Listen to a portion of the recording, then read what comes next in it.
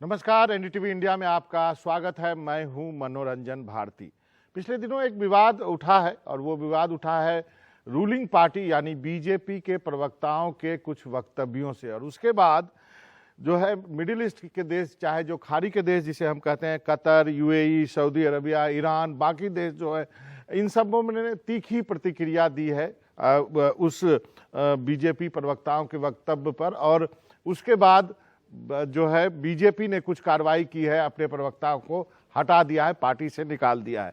इन्हीं सब चीज़ों पर बातचीत करने के लिए हमारे साथ हामिद अंसारी साहब हैं, भारत के पूर्व उपराष्ट्रपति, कैरियर डिप्लोमेट, जो कि इन खाड़ी के देशों में काफ़ी लंबे समय तक सर्व किया, ईरान के एम्बेसडर भी रहे। सर, आपका बहुत बहुत शुक्रिया, आपने वक्त निकाला एनडीटीवी से बातचीत करने के लिए। आपसे बात करके बड़ी खुशी हो रही है। तो सर, आपकी पहली प्रतिक्रिया क्या है? आप तो इन सारे देशों में सर्व किए हैं, क्या आपको लगा था कि ये जो प्रतिक्रिया होगी और उसके बाद जो कार्रवाई होगी वो सफिशिएंट है? देखिए, अब पहली चीज तो यह है कि ऐसा इंसिडेंट होना नहीं चाहिए था। आपको किसी से अगर ओपिनियन में कोई फर्क आता है तो आप कह दीजिए कि साहब इस चीज पे ये नीति आपकी ठीक नहीं है, ये नीति ठीक नहीं है। मगर इस तरह से गाली गलौज पे उतर आना, और वो भी धार्मिक मामले में, तो बिल्कुल गलत है, कभी होना नहीं चाहिए था। और अगर हुआ है तो फिर उसको ठीक करने में समय लगेगा और उसके ठीक करने के तरीके हैं। तो आप तो सर इन सारे देशों में रहे हैं, आप अच्छी तरह से इनकी भावनाओं को समझते हैं। क्या इनकी प्रतिक्रिया आपको लगता है कि एब्रप्ट थी, जल्दी में थी, या स्पॉन्टेनियस थी? क्या मानते हैं आप? नहीं, जल्दी में नहीं थी, एब्रप्ट नहीं थी, जेन्युइन थी और होनी भी चाहिए थी। किसी देश में ऐसी बात हो, आप कह रहे हैं खाड़ी या के देशों पे, बात खाड़ी के देशों की नहीं है, बात इंडोनेशिया से शुरू होती है और नॉर्थ अफ्रीका तक जाती है, अफ्रीका में जाती है, हर जगह जाती है। तो ऐसी बात कही गई जो कि हर वो आदमी जो कि एक धर्म को फॉलो करता है, उसको इससे ठेस पहुंची है। और ये सारे जो देश जिसका नाम मैं बार बार ले रहा हूँ, Qatar, UAE, Saudi Arabia, Iran, ये सब, इन सब से भारत के बहुत करीबी रिश्ते रहे हैं और कईयों ने मोदी जी को देश के बड़े बड़े सम्मान भी दिए हैं। आपको क्या लगता है अब इस विवाद के बाद दरारें बढ़ेगी? सही, बिल्कुल दरारें पड़ेंगी। देखिए, इसके ऐसे विवाद कभी कभी होते हैं देशों के बीच में, और उसको ठीक करने का भी तरीका सरकार जानती है। अगर वो तरीका ठीक तरीके से उठाया जाए, किया जाए, तो ये ठीक भी हो सकता है। मगर उसके लिए अगर देखिए, उन्होंने जो फैसला किया है, उनकी सरकारों की नॉलेज में कहा है, ऐसे तो नहीं है कि किसी ने खड़े होकर कह दिया हो। तो सरकारों की नॉलेज में बात हुई है, इसका मतलब यह है कि उस देश के जो रूलर्स हैं, जो प्रेसिडेंट हैं या राजा हैं, उन्होंने इसको अप्रूव किया है। तो उसको ठीक करने का तरीका यही है कि उसी लेवल पे बात होनी चाहिए, राजनीति लेवल पे बात होनी चाहिए। ये सिर्फ अफसरों के लेवल पे बात करने से फायदा नहीं होता है। लेकिन जिस ढंग से हुआ कि सामान का बायकॉट किया जाएगा, आपने हमारे एम्बेसडर को बुला के विरोध जताया, बात उससे आगे तो नहीं बढ़ी ना सर? देखिए, न बढ़नी भी नहीं चाहिए, इसको तो खत्म करना चाहिए।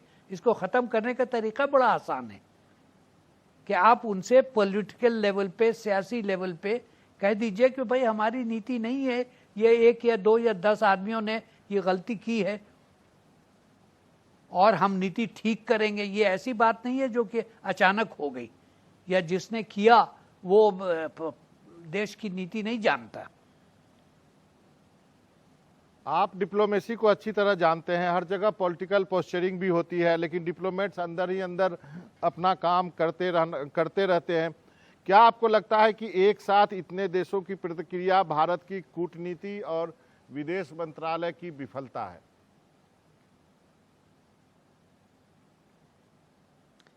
देखिए, जो हुआ है बहुत बुरा हुआ है। हमको समझना चाहिए कि ये इस स्केल पे क्यों हुआ है। और अगर ऐसा हुआ है, देखिए धर्म, इस्लाम धर्म के मानने वाले इस देश में बहुत हैं। सबसे दुनिया में हमारा तीसरा नंबर है, इंडोनेशिया के बाद, बांग्लादेश के बाद। तो हमारे लिए इस्लाम धर्म कोई अजूबा चीज़ नहीं है, आज से नहीं, 1000 साल से है यहाँ। और हम मिलजुल के रहे हैं और हमारा ट्रेडिशन यही है कि मिलजुल के रहना चाहिए। तो ये अचानक जो हुआ है, ये क्यों हुआ है? ये इसलिए हुआ है कि एक तरफ से, किसी एक पार्टी की तरफ से, किसी एक आइडियोलॉजी की तरफ से ये कहा जा रहा है कि साहब ये इस्लाम धर्म जो है ये ख़राब है, इसके मानने वाले जो हैं वो भारतीय नहीं है। तो ये सब बातें बड़ी गलत है ना भाई। हम नागरिक हैं। नागरिक का मतलब क्या है? मैं भी आपका भाई हूँ और आप मेरे भाई हैं, हम में बराबरी। कॉन्स्टिट्यूशन ऑफ इंडिया पढ़ लीजिए, उसमें क्या लिखा हुआ है? साफ साफ लिखा है ना कि भाईचारा होना चाहिए। तो ये भाईचारे का तो ये सुलूक नहीं होता है, ये तो दुश्मन के साथ भी नहीं करते हैं। ठीक है, हमारी किसी से जंग हुई, मगर हम ये तो बात तो नहीं कहते हैं कि साहब उसका धर्म जो है वो खराब है। जी, बीजेपी ने कहा कि ये फ्रिंज एलिमेंट है और उसके बाद बाकी प्रवक्ताओं को सूत्रों के हवाले से खबर दिया गया कि आप जरा ढंग से बोले। आप इस पर क्या कहेंगे? क्या फ्रिंज एलिमेंट ही है या फ्रिंज एलिमेंट ही पार्टी में ज्यादा है? देखिए, ये फ्रिंज एलिमेंट नहीं है, ये पार्टी की आइडियोलॉजी है। ये आइडियोलॉजी आज से नहीं है, ये कई सालों से चल रही है।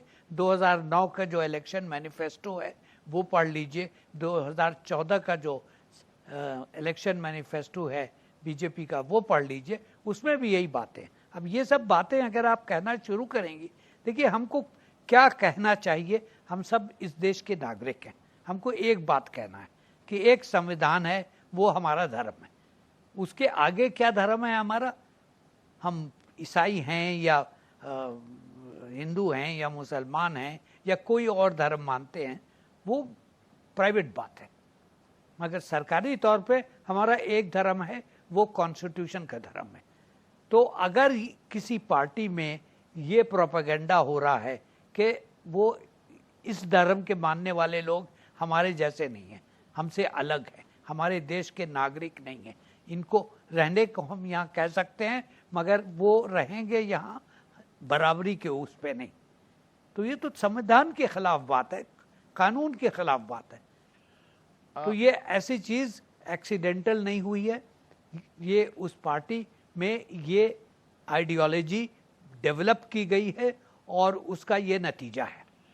जिसने जो कुछ कहा वो अनपढ़ नहीं थे। एक चीज और आपका जवाब चाहूंगा, क्या आप उम्मीद नहीं कर रहे थे कि प्रधानमंत्री खुद या पार्टी अध्यक्ष खुद इस पर कुछ कहते? देखिए, मुझे बिल्कुल ये उम्मीद थी, इसलिए कि जब पॉलिटिकल लेवल पे बात बिगड़ती है तो उसको ठीक करने का काम भी पॉलिटिकल लेवल पे होता है। ये चीज़ प्रधानमंत्री के लेवल पे होनी चाहिए थी, पार्टी चीफ के लेवल पे होनी चाहिए थी, विदेश मंत्री के लेवल पे होनी चाहिए थी। तीनों में से कोई नहीं किया गया। एक और चीज तो पर सवाल ये पैदा होता है कि क्यों नहीं किया। एक और चीज पर आपका रिएक्शन जानना चाहूंगा। आरएसएस प्रमुख ने पिछले दिनों कहा कि हर मस्जिद में शिवलिंग नहीं ढूंढना चाहिए और ज्ञान वापी पर अदालत के फैसले को मानेंगे। मैं कुछ दिनों पहले नजीब जंग साहब का इंटरव्यू कर रहा था, उन्होंने कहा कि यदि काशी मथुरा देने से या कुछ और मस्जिद देने से विवाद खत्म होता है तो दे दो, लेकिन शांति रहनी चाहिए। आप क्या कहेंगे? देखिए, क्या देना है क्या लेना है इस झगड़े में नहीं पड़ना है। एक बात हुई थी जिसकी वजह से कि सुप्रीम कोर्ट ने एक फैसला दिया था एक जगह के लिए अयोध्या में, सबने मान लिया, मुसलमानों ने भी माना। उनको अच्छा नहीं लगा जिस तरह से फैसला दिया गया, मगर उन्होंने मान दिया और सबको उम्मीद ये थी कि उसके बाद ये विवाद हमेशा के लिए ख़त्म हो गया है। अब इसको दोबारा जिंदा किया जा रहा है। ये सही है कि कानून के हिसाब से सुप्रीम कोर्ट का कोई फैसला जो है वो दोबारा किया जा सकता है, मगर इस तरह से काम नहीं चलता है। भाई देश में आप हमको नागरिक समझते हैं कि नहीं समझते? पहली बात तो ये, बराबरी का नागरिक समझते हैं कि नहीं समझते? अगर बराबरी का नागरिक समझते हैं तो हमको वो तमाम चीजें दीजिए जो एक नागरिक को देनी चाहिए। और वो क्या चीजें हैं? 4 चीजें नागरिक मानता है या मुसलमान धर्म का नागरिक मानता है। नंबर 1 ये कि फिजिकल सिक्योरिटी और आइडेंटिटी। अगर मैं मुसलमान हूं तो मुझे मानिए कि मैं मुसलमान हूं और मुझे वही फिजिकल सिक्योरिटी दीजिए जो कि तमाम और देश वासियों को दिया जाता है। नंबर 1। नंबर 2 ये कि एजुकेशन एंड एम्पावरमेंट, वो तमाम फैसिलिटीज देनी चाहिए जिससे कि हम फूलें फलें। नंबर 3 ये कि हमें आप एक जो सरकार की तरफ से फैसिलिटीज मिलती हैं उसमें हमको बराबरी की फैसिलिटीज देनी चाहिए। और नंबर 4 ये कि जो सरकार का संविधान का फैसला करने का तरीका है उसमें हमको भी शरीक रखिए जी। अब आप एक यहाँ पे सिचुएशन बन रही है कि कोई एमएलए नहीं है, कोई एमपी नहीं है। क्यों नहीं है भाई? हमारी आबादी जो है वो 14.5% है, 200 मिलियन से ज्यादा है, छोटा मोटा नहीं है। आप बीजेपी की बात कर रहे हैं कि किसी भी राज्यसभा के एमपी को एमपी के लिए टिकट नहीं दिया। अब देखिए, मैं उस पर नहीं जाता हूं कि किसको दिया किसको नहीं दिया जी। वो उनका हक है, वो जिस तरह से अपना फैसला करें जी। मगर उनको ये देखना चाहिए था ना पार्टी लीडरशिप के लेवल पे कि रिप्रेजेंटेशन जो है वो अप्रोप्रिएट है कि नहीं है जी। सही कहा सर आपने, ये जरूर इस बात पे आगे भी चर्चा करेंगे। हामिद अंसारी साहब, आपका बहुत बहुत शुक्रिया, आपने वक्त निकाला एनडीटीवी इंडिया से बातचीत करने के लिए। अच्छा लगा आपसे बात करके, थैंक यू सर। वक्त है छोटे से ब्रेक।